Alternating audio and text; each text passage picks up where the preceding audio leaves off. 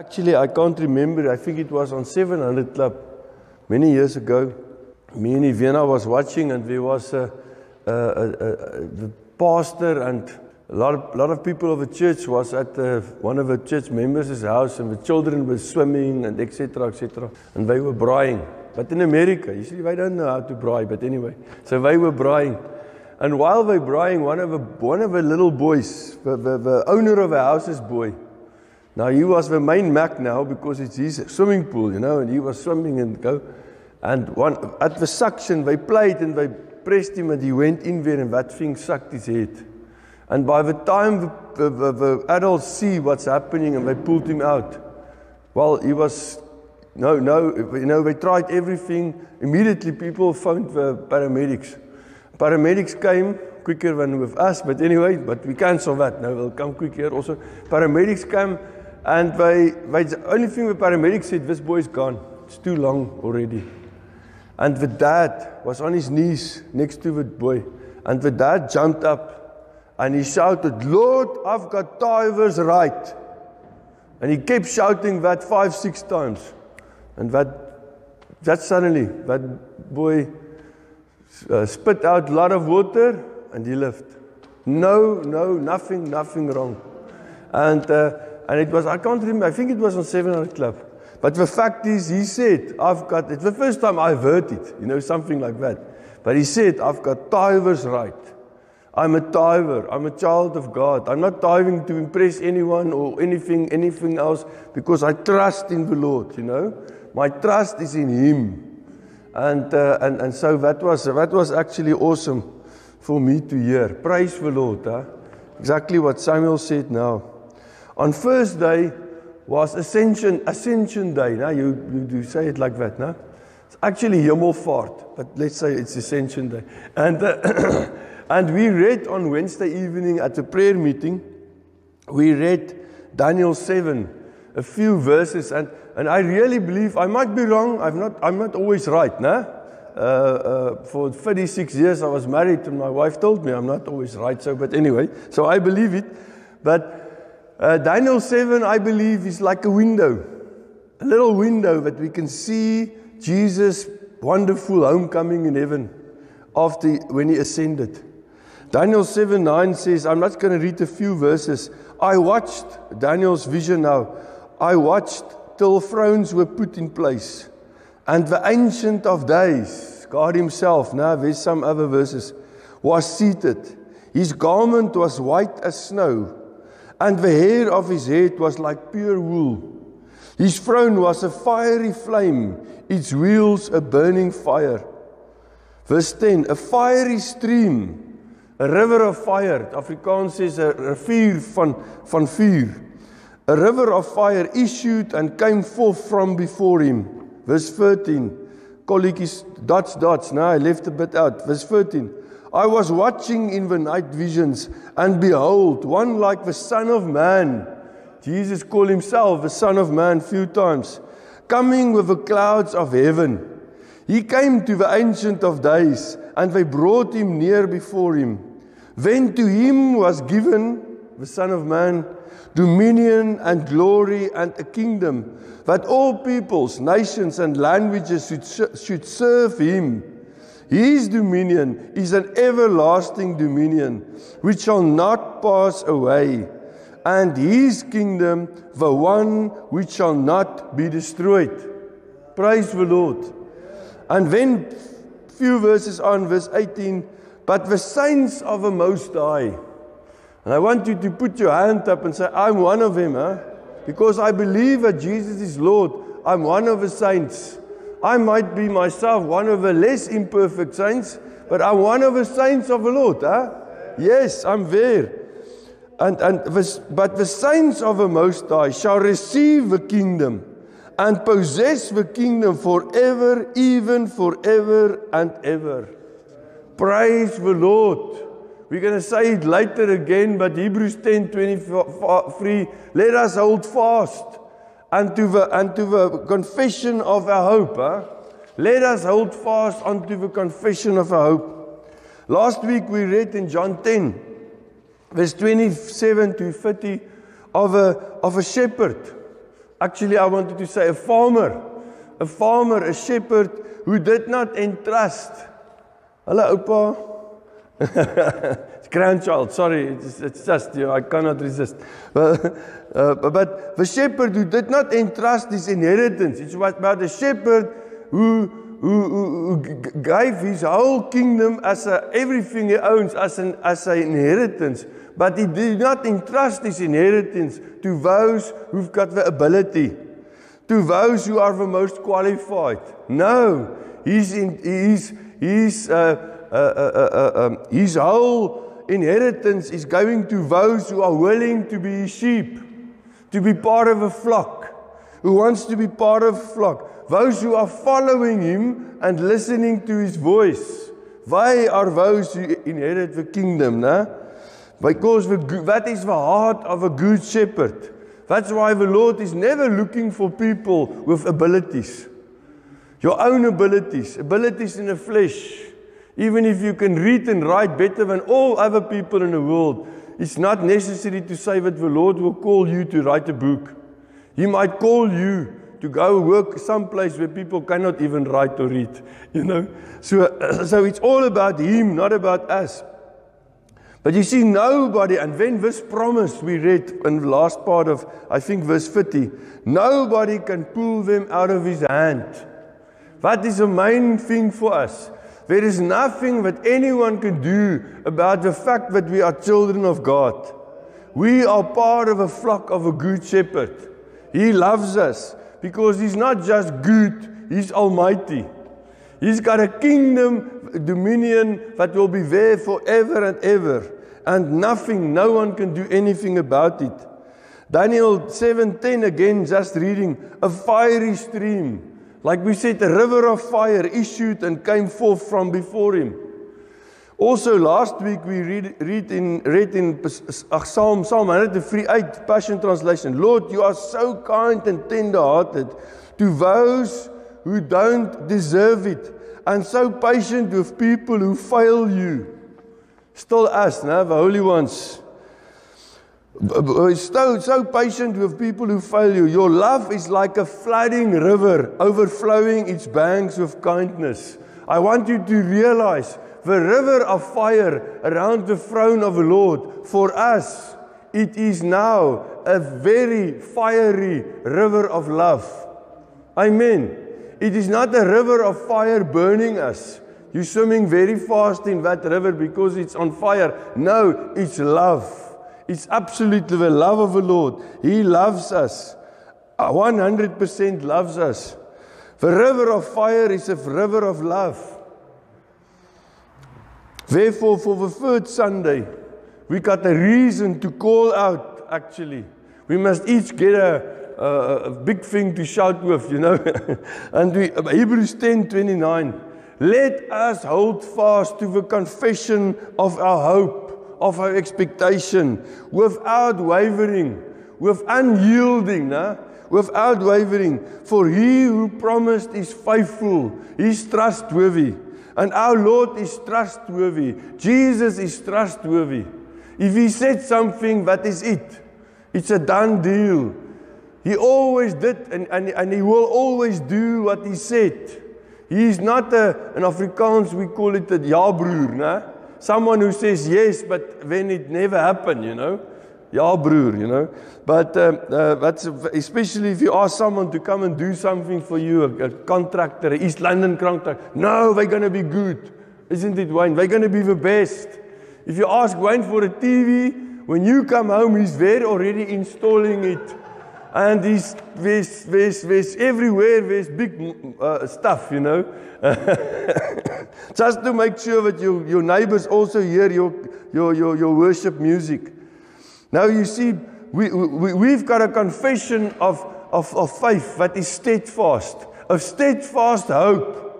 Our hope in the Lord is a steadfast hope. It's not maybe, like we said last week also, it's not just we hope it's going to happen. No, it's absolutely a steadfast hope. That's why faith is something we hope for, no? But it's something that's definite. The fact is just you cannot always see what you are trusting the Lord for. You cannot see it, but it's definitely there. So we declare our hope lie 100%, and that is something we must tell ourselves. Listen, I declare with my mouth that my hope is 100% completely in my Lord, my Creator. And how is my hope in Him? It's in the saving, protecting grace of Jesus Christ. He made it all possible. Jesus did everything. We are just followers. We are following the perfect leader who loves us. And who, when one of us get lost, it's not, oh, he's lost. He's anyway a lost case. No, He made it His most important case then to find you, to go watch for you. He loves you 100%. There is no one in this world, and we must hear that, because I know we are faced with sometimes with people that we wonder, oh Lord, how did this person come into the world, it can be tough. But there's no one, we must remind ourselves, and then even when we are disgusted with ourselves, there is no one in this world whom Jesus does not love fully and completely. He wants everyone to look to Him and to be saved. He wants every person on earth to be saved. 1 Timothy 2 verse 3 and 4 says, God our Savior longs for everyone to embrace His life and return to the full knowledge of the truth. That's His will for every person. The will for the Lord was for everyone, every bad Genghis Khan. They always hear his name and they're in a certain group, Genghis Khan and Hitler but many people forget Stalin, who murdered more people than Hitler, and 99% of them was his own people. And what's the guy from China? He murdered something like, it's between the least amount something people, is 40 million of his own people died in China. And just after the revolution, 40 to 80 million he killed, Mao Zedong, so something like that, it's quite a mouthful, Mao Zedong. But anyway, but it's not a good name. But the Lord loved him. His plan for Mao Zedong when he was born, and all babies are beautiful when they're small. And he was this little beautiful Chinese baby. God's will for him was to serve Him, to know Him. And he turned different. But that was not God's will for him. But you see what we must tell each other. There is a huge lie that we sometimes allow to throw us out. It's this lie that when we work with someone, we've got to do with someone, and this person behave well, that person do not look too bad, and they behave well, etc., etc. And then we assume. We just assume because we do not want to witness now to this person, it's awkward or whatever. For some people, all situations is awkward to witness. But when we start, like you were coming at the church now, and we were standing there, and very easily we talk about rugby, So, but it's never awkward to talk about rugby, It's always appropriate. Even in the most important meetings, especially after a World Cup and we won, everyone will talk about rugby. It's not a problem. But to speak about the real cup that's won, the cup that runneth over, that cup that Jesus made possible with His blood, that is certainly inappropriate. But we must know the gospel is an offense to the unbeliever. And we must not be scared any moment to offend them. Really. We're not going out to offend, but we go with the love of the Lord. 1 Peter 2 says you must go with boldness, but with love and understanding. But you must always be ready to witness about the hope that is inside you. I believe it is 1 Peter 2. Because you see, the thing is that sometimes someone behaves and they work with us and they're actually the best worker we know. But it might be, before you really heard it from themselves, you cannot accept that they know the Lord. Even if they say, yes, I go to a church. If you just ask, you go to church, you know the Lord. Yes, I know the Lord, go to church. But that was maybe Christmas evening, Or when one of the family members baptized the baby. Or whatever the thing is, But it might not be true. that they know the Lord. And why is it? It's because so many people we work with and we know in our lives are actually slaves. There's nothing else. They are slaves. Example, in the Roman Empire, or not the empire, they call it the last, there's three, in history, the Romans had three parts, but let's not go into that now. I love history, but anyway. But the Romans had a lot of slaves. But you know, when we think about slaves, we think about guys who's walking under with heavy rocks on them and digging deep, you know, and doing hard labor. Or we see maybe women especially, we see them working in kitchen or whatever, you know. We see people working low-class works. But many of the Roman slaves, they say that most of the doctors and the teachers and the shop managers in Rome were slaves. You understand? Many of them. So many of them were slaves. But at one stage where, in the Senate, they said that someone was saying, maybe we must bring in a law. Because you do not always know if I'm working with a slave or a free man. You know? And in Afrikaans is a vryman. My wife knew a vryman, you know. But anyway, but you're not always the free. Don't explain to your wife now. but they said, can't we let the slaves wear some type of a cloth or some sign that we can know? Because many nations branded with slaves, no?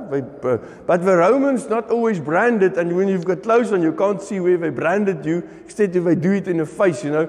But then they decided against it. They said no, because there's so many of them working in upper class positions that they might realize they can come against us. They might stand together if they realize how many of them are in high positions. A very good example is Daniel, no? Daniel was a slave. But Daniel is one of the only guys that we know of that two of the biggest kingdoms, he was part of a Babylonian in the top government of the Babylonians. And then the Persians came. But Daniel just kept his post. Daniel was like an old South African, new South Africa. He was always there because why? Everyone, even the stupid ones, realized this guy, you can't throw him out. Because we know, not because Daniel was so sharp, but the Lord gave him wisdom in everything. The Bible said he and his friends were very good in everything. I can't say it in English, but in every aspect, they were good because of the Lord's wisdom. And Daniel was like one of those slaves. Some people say that maybe Joseph was also still a slave. You know, he became second in charge. Only Pharaoh was on top. But he was still a slave. You understand? Because that was how they worked. If a slave was like very knowledgeable and knew everything, they will just put him in a position. Actually easier because he's a slave. You can still manipulate him. But anyway.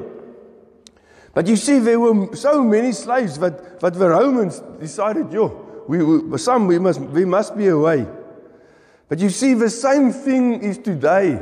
Most people you work with, most people, the doctor sometimes you go to, the lawyer you go to, whatever professional work, many people they are well paid. Those slaves were also well paid. They are well paid slaves. But they don't know it. Because they're slaves of the devil.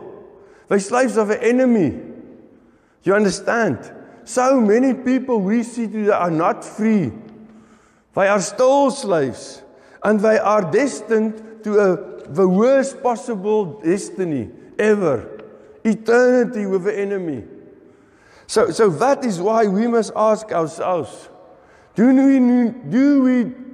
what must be the most important thing for us? We know now we are children of God.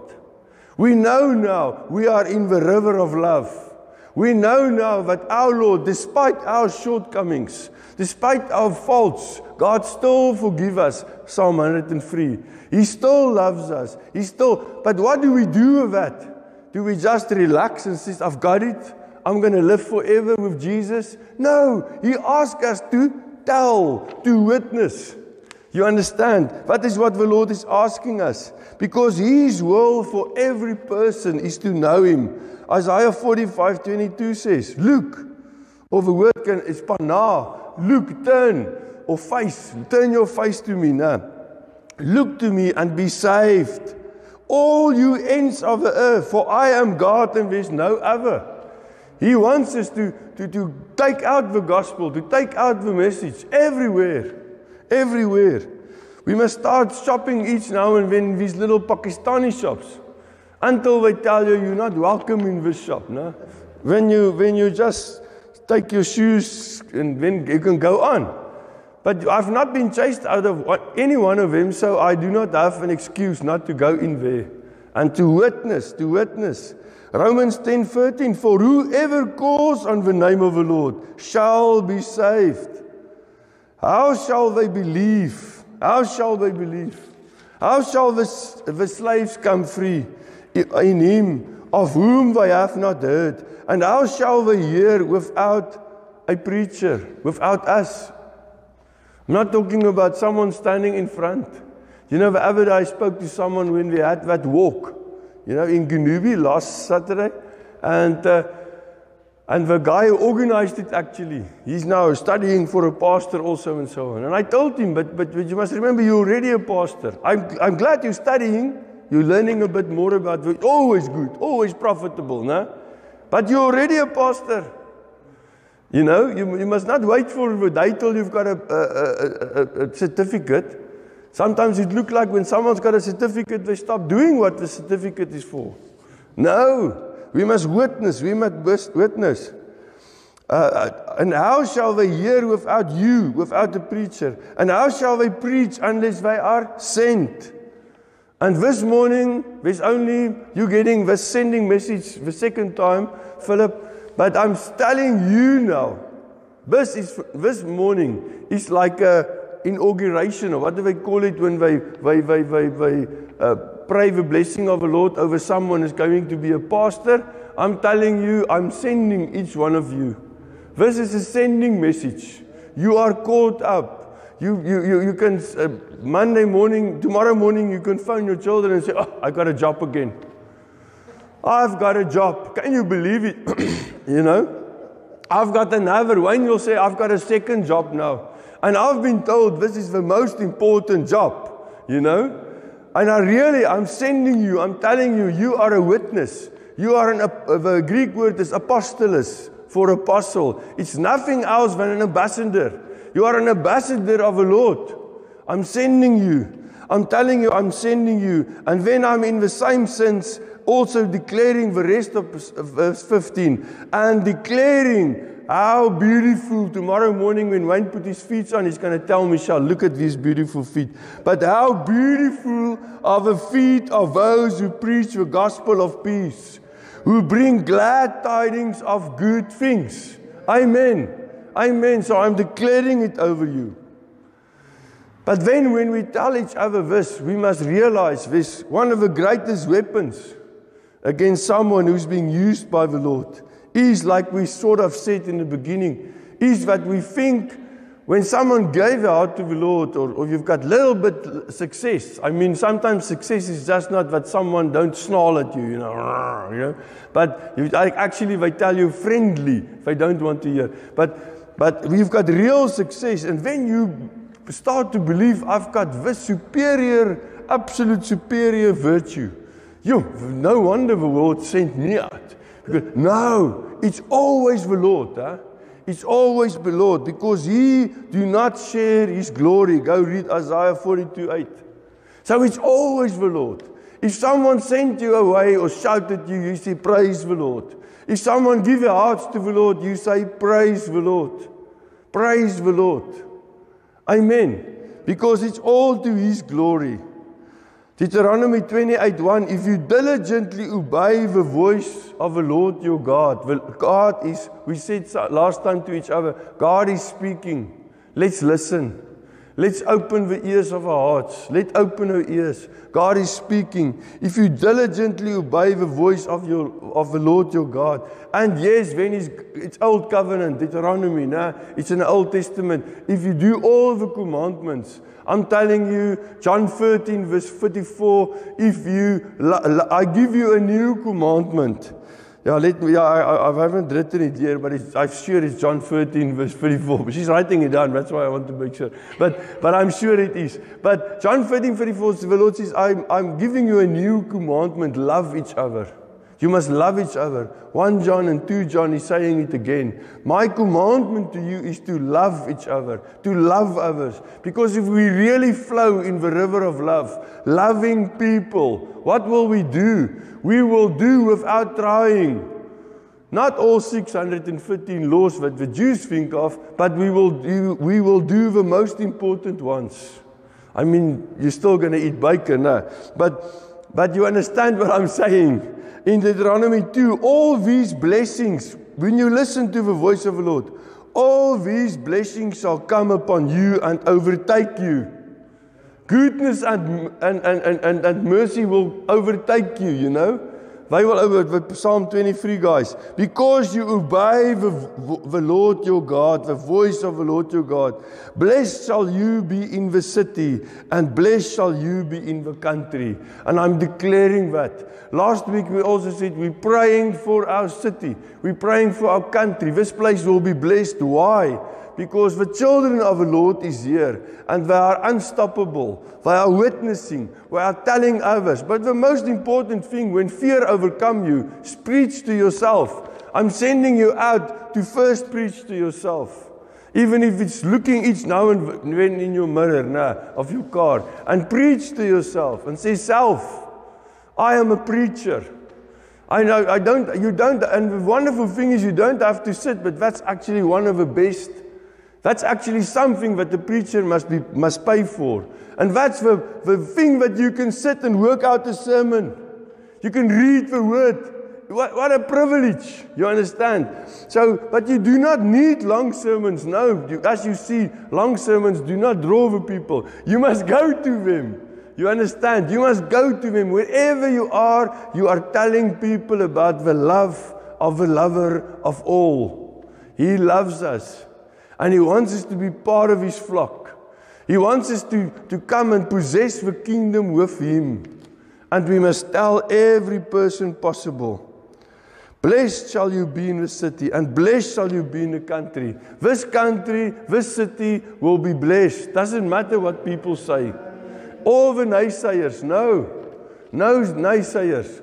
Yesterday we fetched in Sandra's that desk of her husband.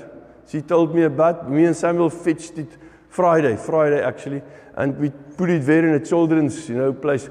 And the lady who stayed there now in that place where the desk is standing, says, I'm moving. I asked her, where, what, asking out about her life. And she said, no, she's going to Cape Town and she's going there. She's got nothing left in East London.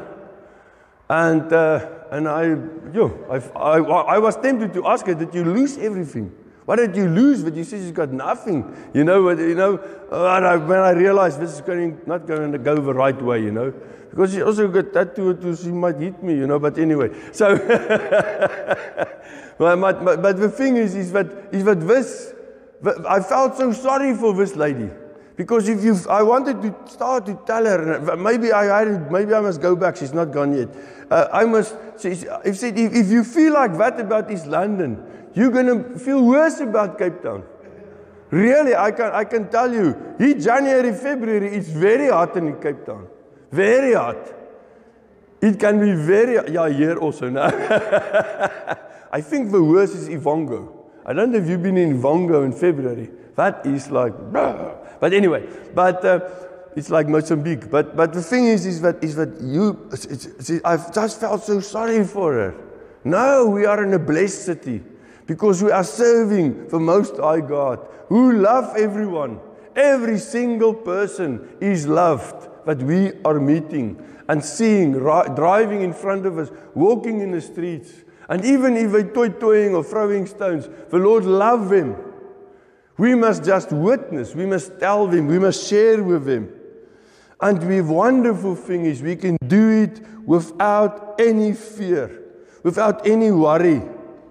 Because you see, by the blessing, Proverbs 11:11 says, by the blessing of the upright, the city is exalted. But it is overthrown by the mouth of the wicked. But remember again, This is old covenant in Proverbs, no? And what can we do? We can bind the mouth of the wicked. We can bind the words of the wicked. Solomon or whoever did not have the authority in the spirit that we've got. We can bind the words of the wicked. And we say, Lord, we bind their words, all negative words about our city, all negative words about your church. And we lose your blessing, Lord, your blessing. We lose that. And we say, Lord, we will be blessed. Verse 3, I don't think I read. Did I read verse 3? But anyway, Deuteronomy 28 verse 3 says, blessed shall you be in a city, and blessed shall you be in a country. We shall be blessed. You understand? We declare that. We take that. We believe that. And we do that with the protection of the Lord. We do not need to be afraid of anything, anyone on this earth, in the heavenlies, wherever. Because we are inherited, we people who inherited with Jesus, the kingdom of God. It belongs to us. We've got a place in heaven with Jesus. Ephesians 2. In the heavenlies. 1 John. On 1 June 2023, exactly 2 years ago, when Ivena went to heaven, the verse on the top, I think I've told you before, but the verse in my diary on that day, in 2023 diary, it's a Koem diary and there is verses every day. And the verse that day is Isaiah 41 verse 10. And I want to say it today. I want to declare it for every one of us. Fear not, for I am with you. And I'm very, very sure that was not for Ivena. She didn't need it. She went in her sleep and she woke up in heaven. Perfect, perfect. Fear not, for I am with you. Be not dismayed, for I am your God. Here, it's not May anymore, it's June now. But be not dismayed, for I am your God. I will strengthen you. Yes, I will help you. I will uphold you with my righteous right hand. The Lord is telling us. He's proclaiming for us, I will be with you. Doesn't matter what. We do not need to fear anything or anyone. The only thing He asks of us, open your mouth. Tell yourself. Tell others. Again, tell yourself. Tell others. That you've got dominion with Christ as children of a good shepherd, the flock of a good shepherd. You've got everything you need to live for Him, to serve Him. Go read 2 Peter 1 verse 3. He said, I've given you everything you need. He's given us everything. We've got the same anointing. 1 John 2. The same anointing. We've got the anointing of the Holy One, of the Holy Spirit. 1 John 2, 20 and 27. We've got it. It's in us. We praise the Lord. With absolute boldness, we can proclaim to ourselves and others around us. We can tell them, there's only one. There's only one place where you can be really free. And that is in the presence of the Lord. In the glory of the Lord. Knowing that you are with Him. He is with you. The enemy can do nothing about it. And Father, we just praise your name. Lord, we honor you. Thank you, Lord, that we can freely live. We've given freely the answer for every problem, every worry, every situation in our lives. And that is you, Lord. And we grab it, we take it this morning, and we say, thank you, Lord, for your shalom, for your healing, for your wholeness, for your provision, for your prosperity. And we praise you that we've got the wonderful, best message to tell others. A powerful message. A message that is standing fast, is steadfast in heaven, in the heavenlies. This message comes from the Creator of heaven and earth. And we must tell others and ourselves. And thank you, Lord, that we know you are always with us, always for us. We are never on our own. And we praise you for that, Lord. Thank you, Jesus. Praise your name. We do not need to feel anxious or worried or anything. No. We just need to share your goodness. We just need to share the hope that is within us. A steadfast hope. Because he who promised, Hebrews 10:23, he who promised is trustworthy. He is faithful. Thank you, Lord. Thank you, Lord Jesus. Thank you, Holy Spirit. You in us, Holy Spirit. We honor you, Lord. We praise you, Lord. Thank you, Jesus. Thank you, Lord. We praise your name. Thank you that it's on all your promises in the word we are standing and knowing it is for us. Thank you, Lord. Blessed in the city and blessed in the veld. All your blessings, Lord. And we declare that over every one of us. Every person who's in any way associated to Forward. Every family members of us. We declare, Lord, work. Everyone will have a work, a good work. A place where they can not just get money every month, but where they can share.